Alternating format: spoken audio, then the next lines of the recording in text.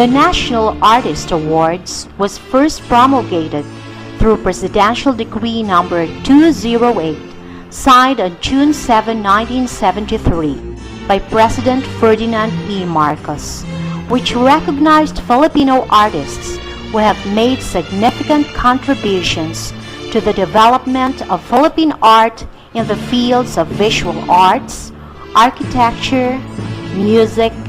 dance, theater, cinema, and literature.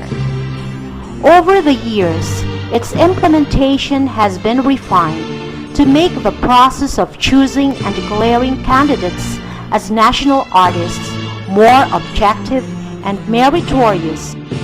based on the cultural community's collective voice of assent and participation, and including candidates of exceptional quality, as well as weeding out undesirable candidates. Now jointly administered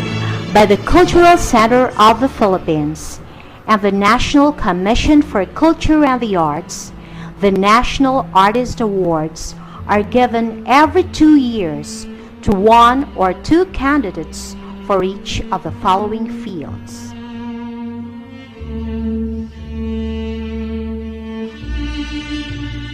To qualify as national artist,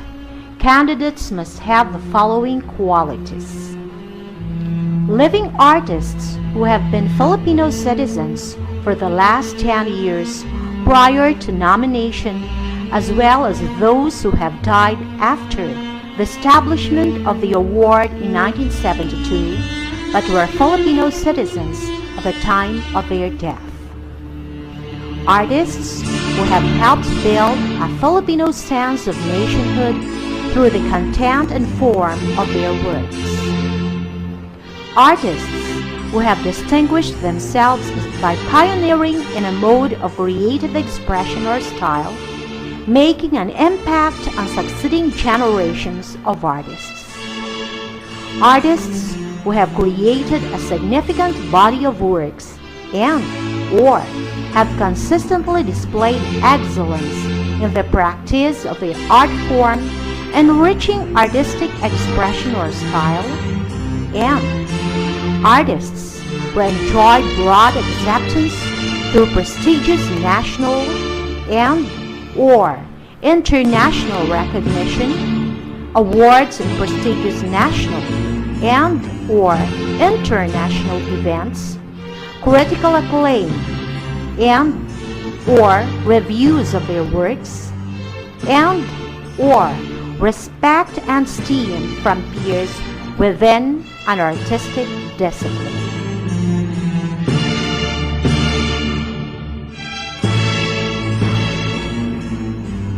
On July 2009, the proclamation of the new set of national artists was criticized for several reasons. Firstly, it included 4 names which did not appear in previous deliberations of the various screening committees that have been set up to protect the integrity of the National Artist Awards from undesirable attention. Then, a name of a candidate who was already approved via this rigorous screening process was dropped. Finally, the qualities and positions of those who were added to the list of new national artists were heavily questioned by the community, for it included a candidate whose executive position at the premier state cultural funding agency that supports the National Artist Awards should disqualify her due to delicadeza. Another was the choice of an artist whose creative credentials were questioned by the community and whose award was seen as payback of his political support to the chief executive. On August 7, 2009, members of the Philippine artistic community, including living national artists Bienvenido Lumbera, Arturo Luz, Napoleon Abueva, and Virgilio Almario, staged a protest in the front steps of the Cultural Center of the Philippines, whose administration had also criticized the new additions and subtraction of the newly declared national artists. Performers symbolically mourned the death of the integrity of the National Artist Awards.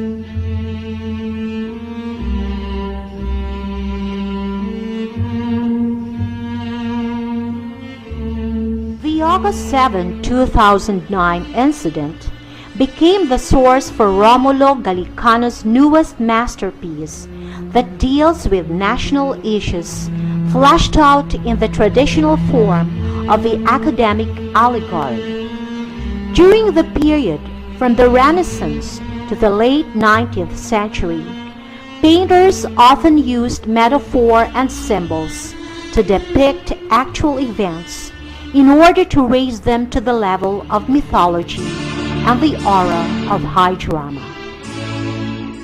These include works such as Francisco de Hoyos' The 3rd of May, 1808, which depicts the execution of Spanish rioters in Madrid by Napoleon's troops, and can be said to have started the trend for commemorating nationalist sacrifice and defiance against oppression during the Romantic period. This painting also shows Hoyos' ringing denunciation of war as a state policy, graphically showing the human costs of this organized violence.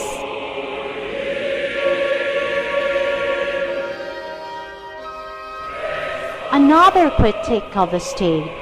this time on grounds of incompetence and corruption, was Fyodor Guericot's masterpiece, The Raft of the Medusa,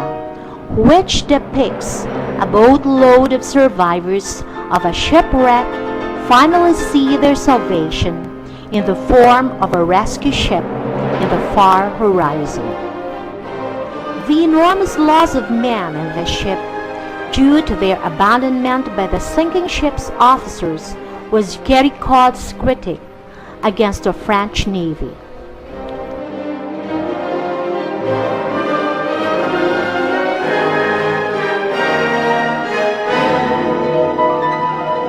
On the other hand, Gustave Courbet's The Painter's Studio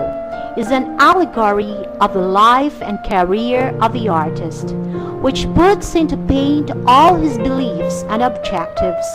in the form of an artistic manifesto about what he considers as true, good, and beautiful in art.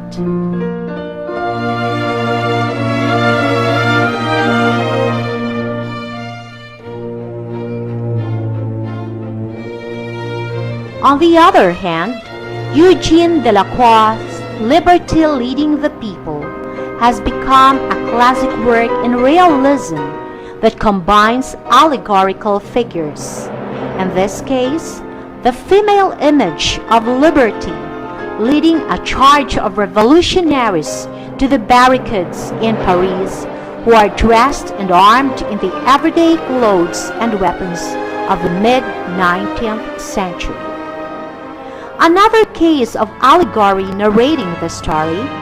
this time of terror, is Pablo Picasso's Guernica,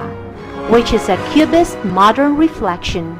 of the horrific fascist bombing of the town of Guernica in Spain. Picasso renders the horror of modern warfare with intense pathos and sympathy for the fallen.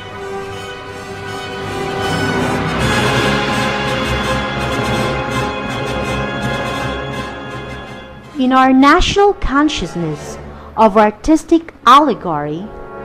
Juan Luna's Polarium comes down to us as the epitome of Filipino Ilustrado criticism against the iniquities and oppression foisted against the Indians by the Western colonizers.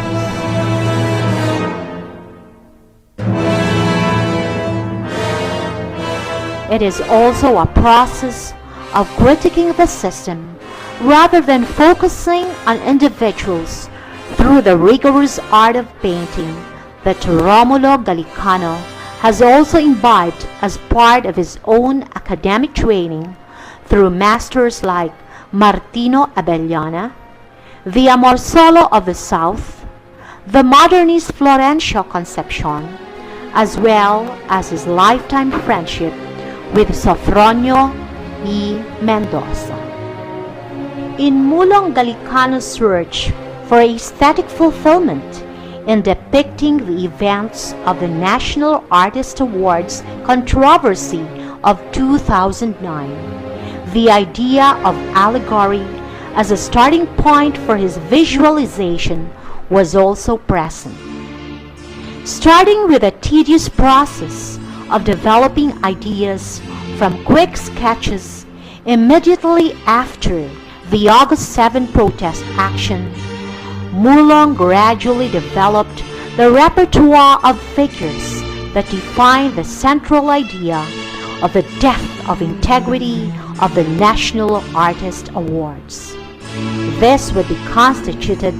by three central motifs: the depiction of his death and the mourning that surrounds it, the depiction of the reason behind his death, which was achieved through subterfuge and corruption, and the reactions of the artistic community and the nation as a consequence of this death. Between September 2009 and January 2010, Mulong completed a series of initial charcoal sketches that enfleshed this compositional arrangement and delineating general motifs and dispositions of figuration that are necessary in balancing the overall composition with a dynamism rather than static rigidity. Lessons Mulong learned as long ago as his youthful apprenticeship under Abellana.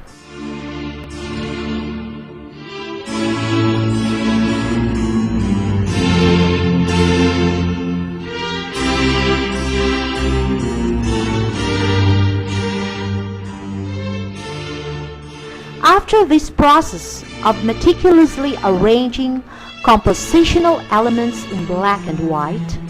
Mulong was then ready to execute initial oil sketches and all figure studies between April and November 2010, at the end of which he publicly revealed the first oil study of his new masterpiece at the Visayas Biennial at Cebu City. Yet more refinements and changes were made from January to April 2011 as a means of shaking up one's artistic mind from being comfortable with familiar terrain, resulting in new finished charcoal drawings and individual figure studies in oil to set Mulong's mind at ease about the need for balance between spontaneity